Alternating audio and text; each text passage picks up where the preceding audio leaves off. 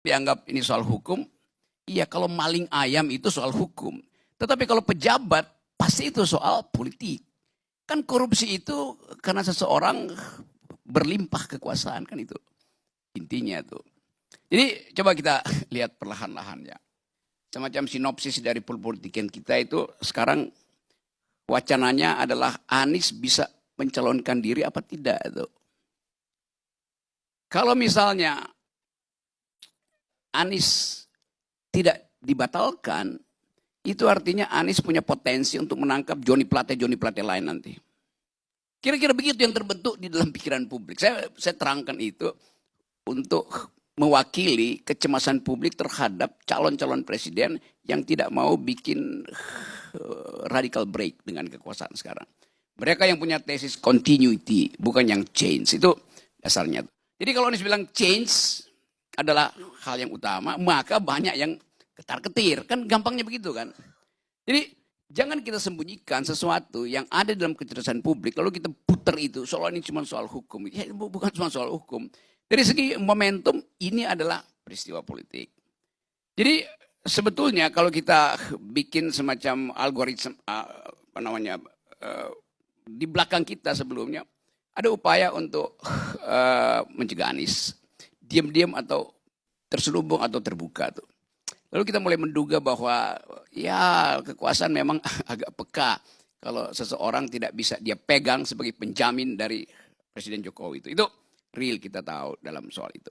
Lalu mulai ada upaya Muldoko untuk mengambil alih Demokrat dan saya kira juga itu diam-diam semacam strategi untuk membatalkan Anies karena SBY yang pertama kali menjamin bahwa Anies tidak boleh disingkirkan dalam kompetisi. Kan pengetahuan kita begitu tuh. Dan sangat mungkin karena Presiden Jokowi, saya bilang dengan kata yang sangat tepat ya, sangat mungkin, atau pakai bahasa Inggrisnya itu, saya lakukan guesstimation, mengestimasi dengan cara menduga itu sah di dalam logik itu. Saya guesstimating, menduga tapi sekaligus mengukur bahwa kelihatannya kasus Muldoko ini akan berhenti di Mahkamah Agung. Dugaan saya Mahkamah Agung akan menolak PK itu tuh. Artinya peralatan terakhir dari rezim, saya sebut aja rezim, jangan sebut presiden, untuk menghalau Anies tidak akan terwujud. Lalu ada simpanan senjata terakhir, yaitu kasus Johnny Plate, yang dari 2 tahun lalu udah diisukan. Karena ini bukan tiba-tiba ada di situ kan. Jadi di dalam dugaan intelektual saya, akhirnya ditemukan semacam, ya ini peluru terakhir, peluru emas. Berguna apa nggak berguna itu tergantung dari keadaan politik nanti itu. Kalau berguna, artinya Johnny Plate dinyatakan salah, maka batallah seluruh pencalonan Anies. Lalu gembira. Tetapi kita tahu bahwa Presiden Jokowi selain sebagai orang yang kelihatannya sederhana, tetap dia adalah seorang politisi yang mengukur efektivitas kekuasaannya di ujung masa jabatannya tuh. Secara diam-diam mungkin Presiden tahu bahwa dengan bisikan aparat intelijennya itu pasti bukan soal Johnny Plate aja. Tetapi tadi seluruh politisi terlibat di situ. Dengan logika sederhana 8 triliun itu tidak mungkin dihabisi satu orang. Gampangnya begitu tuh. Mana ada orang serakus-rakusnya orang, bagaimana caranya dihabisin 8 triliun. Maka mesti dibagi merata. Dan pola ini pola yang kita tahu di dalam semua sistem percaloan proposal itu di DPR tuh. IKTP pasti semua dapat supaya nggak ada yang ngoceh. Kan itu dasarnya begitu tuh cara melihat soal tuh. Jadi saya menduga bahwa ini peluru terakhir untuk menghalau Anies. Dan peluru itu pasti ada efek ke orang-orang lain. Itu hitungan Pak Jokowi kira begitu. Anda nggak usah tanya kenapa Jokowi lagi. Bukan, karena saya mau lihat ini sebagai power game di dalam rejim ini. Jadi kira-kira begitu. Lalu tiba-tiba nama PDIP disebut di situ dengan 2 tokoh. Okay.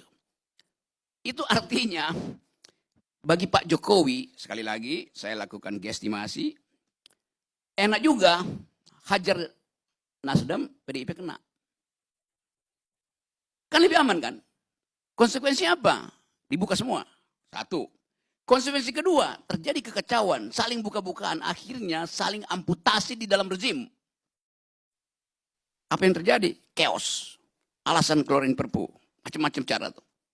Jadi kita mesti menduga karena itu dari awal saya mau menduga cara busuk kekuasaan berpikir itu.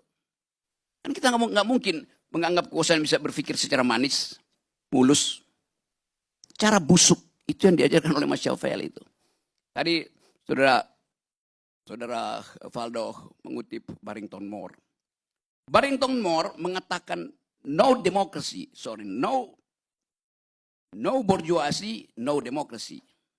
Sebetulnya kalimat itu dipakai untuk menerangkan mengapa negara-negara demokratis tidak ada revolusi Marxisme. Itu intinya sebetulnya. Karena ada kelas menengah tadi. Nah di kita bukan no bourgeoisie, no democracy, no politician, no corruption. Begitu dalilnya. Hanya karena ada politisi maka ada korupsi. Simpel aja. Jadi buat memperpendek uraian, saya menganggap bahwa ini adalah percaturan terakhir. Game terakhir dari istana untuk meminta publik mengerti bahwa dia masih punya kekuatan. Tapi ini juga pertaruhan yang membahayakan. Sebab kalau gagal dibuka semua akhirnya tuh. Dan itu yang kita tunggu. Kalau elit saling membunuh saya senang. Karena rakyat selamat. Kalau elit bersekutu rakyatnya jadi korban. Kan begitu kok berpikir komplotan itu kan. Jadi saya kira itu poinnya dan kita lagi bicara soal apa bedanya Johnny Plate dan Johnny Depp. Dua-duanya disiksa oleh partnernya. Tapi oke, kita mungkin nanti bayangkan satu waktu bahwa ini akan dibuka, ini akan terarah. Walaupun orang anggap iya ini 8 triliun apa sih dibandingkan dengan 350 triliun di Departemen Keuangan. Sama kasusnya. Tetapi ini kasus yang punya political tone yang tinggi. Itu bedanya tuh. Jadi pertaruhan ini adalah pertaruhan peradaban. Mau nggak kita mulai dengan cara yang jujur mengatakan bahwa di dalam korupsi tidak ada satu elemen pun yang tidak terlibat di dalam sistem kekuasaan. Begitu cara berpikirnya. Saya kira dengan cara itu saya masih ingat satu nama. Kita ngomong Johnny Plate, Johnny Depp, satu lagi Johnny Cash. Johnny Cash adalah musisi itu. Dia pernah menulis lirik namanya kira-kira tentang penjara. Ini Johnny Cash ya, bukan Johnny Depp. Ya Johnny Indo saya kenal baik dia dan dia korban dari kekacauan sistem hukum kita tuh. Jadi satu waktu Johnny Cash, dia ingat pesan ibunya supaya jangan kamu, karena ini dari keluarga miskin Johnny Cash ini dan dia berhasil jadi artis yang bagus. Jangan sekali-sekali simpan senjata karena itu berbahaya. Lalu ke bawah mimpi Johnny Cash ini, dia bilang, ya jangan simpan senjata kata ibu, tapi saya mau lihat seseorang meninggal, mati itu. Maka dia tembak orang itu. Mungkin ini saya kira dalam imajinasi dia waktu dia bikin lirik. Akhirnya dia di penjara tuh. Dan di penjara dia nulis lagu yang namanya Prison Blues, lagu blues yang membayangkan yang mungkin bagi dia itu diselesaikan lewat ya ritme, lalu dia bertobat segala macam. Tetapi dalam politik, di kita ini, Johnny Plate itu harus kita anggap sebagai format baru dalam politik kita. Yaitu kita menunggu apakah Surya Paloh bisa mengambil alih senjata Johnny Cash. Mau nggak Surya Paloh jadi koboi atau dia menjadi pengemis politik lagi tuan. Itu pertaruhannya. Jadi orang lagi ingin tunggu tontonan berikutnya bahwa Pak Surya Paloh sekali Anda mengatakan Anda akan melawan, jangan sarungkan pistol Anda. Terima kasih.